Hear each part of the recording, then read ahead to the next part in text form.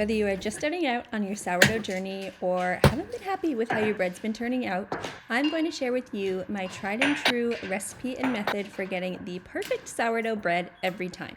I've helped so many people in our community finally get the bread they are looking for, and everybody says it is so incredibly easy, so let's get into it. We are starting off with feeding our sourdough starter before bed. You can also do this in the morning. You just want to do it about 8 to 10 hours before you are going to mix your dough. For this recipe, you're going to need 100 grams of starter, so make sure you are feeding it at least 100 grams of flour. Add your water, mix until smooth, then let that sit in a nice warm spot to rise. Now before we make our bread, let's talk sourdough starter for a minute. With your sourdough starter, you've got a couple options. You can either create one yourself from scratch, which can take about a week, sometimes even a little bit longer. You can also purchase one online, dehydrated. They sell them on Etsy. If you find any creators that you love that dehydrate theirs, you can purchase from them, and it's really quick to rehydrate it, and then you've got a really strong active starter. And then the other option is to find one from a friend. I have shared Hank Jr. here with so many people, and it's so fun to see everybody else create their own bread from your starter. If you want me to make a full video on how to make your own starter, let me know in the comments because I could definitely do that for you guys. With your starter, when you are feeding it, you will hear a lot of people say you want to feed it equal parts starter that's already in the jar, water, and flour. And while that's great while you are building a starter, that is not going to give you the best rise for your bread. So in order to create the strongest starter possible, the ideal ratio you want to feed your starter about 8 to 10 hours before you make your bread is a 1 to 4 to 4 ratio. So what that means is if I start with 40 grams of sourdough starter in my jar, I want to feed this about 160 grams of flour and 160 grams of water. The way I like to think about it and the way I explain it to people in order to get that strong starter is think of your starter as a human. I take in just a little bit of food, just enough to sustain me. I can survive, but I'm not going to get super strong, and in order to get strong, I need an excess of food given to me. So I like to look at my starter just like that. You need to feed it lots of food in order for it to get nice and strong. After your sourdough starter has at least tripled in size and is nice and bubbly and reached its peak, it is ready to make your dough. I like to keep this step super simple. So you're first going to place your bowl on a scale, then you are going to add in room temperature water. Following the water, you're going to dump in your sourdough starter. If your sourdough starter has been sitting at a slightly cooler temperature, it's going to be a little bit thick here, like you can see mine is. That is totally okay. The warmer your starter gets, the more acidic it's going to become, and that's when it's going to get a little bit runnier. So that's why mine is so thick here. But once we add that in, all we're going to do is you can use a wooden spoon or a dough whisk like I have here, and you just want to mix that together until it's bubbly and milky. This is just going to help make sure that everything's incorporating nicely when we add our flour. With your flour, you can use a bread flour or an unbleached all-purpose flour. I'm in Canada and have always used unbleached all-purpose flour, and it's worked great. But I have heard that some people in the States don't have as much success because their all-purpose flour has a lower protein content. So maybe just check that out before you pick your flour. So then you're just going to add in your salt. You can add in any fine salt of your choosing. You want to just mix everything together nicely. You can use your whisk or your hands. Everything's incorporated now and it's nice and thick and shaggy. Cover your dough with a tea towel and let it rest for 45 minutes at room temperature.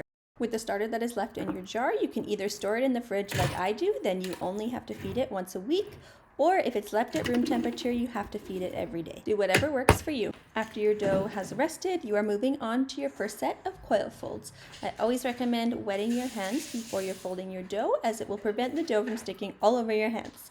So you're going to grab the dough on either side of it, and you're gently going to lift until it releases from the bowl.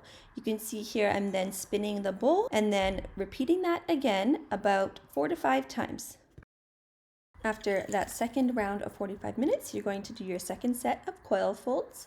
With every fold that you do, you will notice that your dough gets tighter and smoother, and this is what you want. The purpose of coil folds is to help build that tension and gluten in your dough. We are sticking with doing about 4 to 5 folds every round. Then you're going to cover your bowl again and let it sit for a final 45 minutes. By this point, you may notice that your dough is starting to rise a little bit. You may even see a few bubbles sitting on the surface of your dough. So you are going to carry on with your third and final step of folds here, and you can see the dough is really not stretching as much as it did. Then it is time for the bulk rise. So I will see you in about 5 to 7 hours.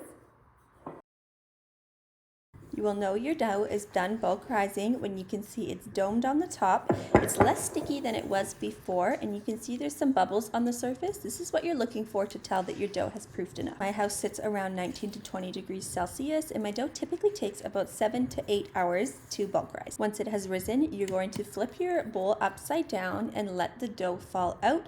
You can gently help it, but you want to let most of it come out on its own. Then you're going to gently stretch the dough into a rectangle like I'm doing here, and fold the top third into the middle and then the bottom third over top into a log like this. Then you're just going to roll that up nice and tight. If any big air bubbles surface, you want to just pinch those out.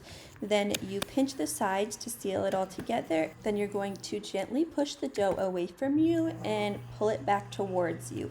I like to envision kind of a candy cane motion, and what this is doing is helping surface tension on your loaf. And then what you're going to do is take either a banneton like I have, or you can do a bowl with a tea towel, sprinkle it with flour, flip your bread upside down into the bowl, and then here I'm doing what is called stitching, and you're just pulling either side of the dough gently, and this is also going to create more surface tension on top of that loaf. And then you're just going to sprinkle another little dusting of flour on top, and then loosely cover your banneton or a bowl with plastic wrap, and then you're going to stick these in the fridge. They're going to cold proof for anywhere from 8 to even up to 48 hours.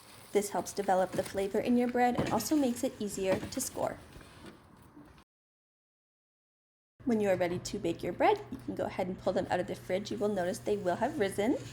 They've been in the fridge for about 17 hours now, and they are looking nice and puffy, and they are ready to go in the oven. So you can leave these in the fridge for anywhere from 8 to even 48 hours. Anywhere longer than 48 hours, and they're going to start to overproof and lose their shape a little bit. However, the longer that they proof, the easier they are to digest, and if you like that sour flavor, they're going to be a little bit more sour. I like to use these handy little bread slings. You can also just use a piece of parchment. And so we're just going to flip our bread out upside down onto here. Lots of people like to use rice flour. I just use a little bit of regular flour over the top.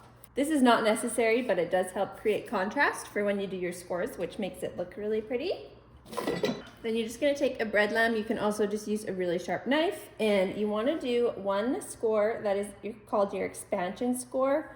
And so that's going to be doing a little bit of a deeper score, and that's the only one that's absolutely necessary. So that's what I'm doing here. And then if you want to, you can add any other little scores you'd like on the other side. So here I'll just do a little wheat stock because that's nice and simple.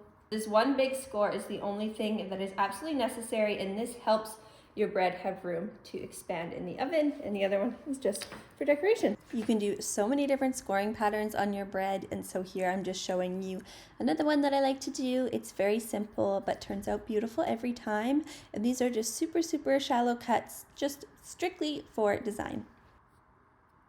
Now I've got my preheated Dutch oven. It was in the oven while the oven got to temperature. I'll lift this guy in gently, top, and it's ready for the oven.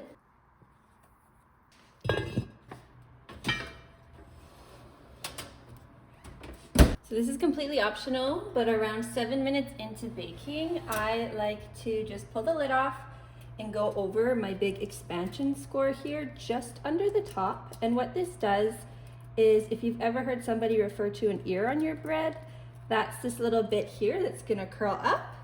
And it's mostly just for looks, but I like to do that, and it's gonna help you get that nice ear. So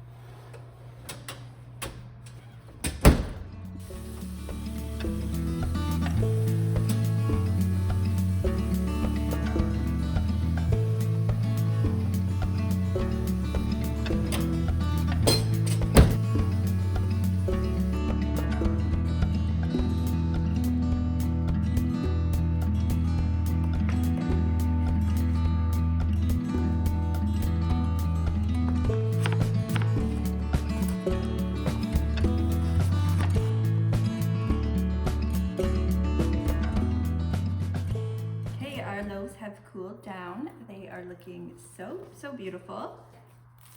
Nice thin crust. A good bread knife will make your sourdough journey so much better.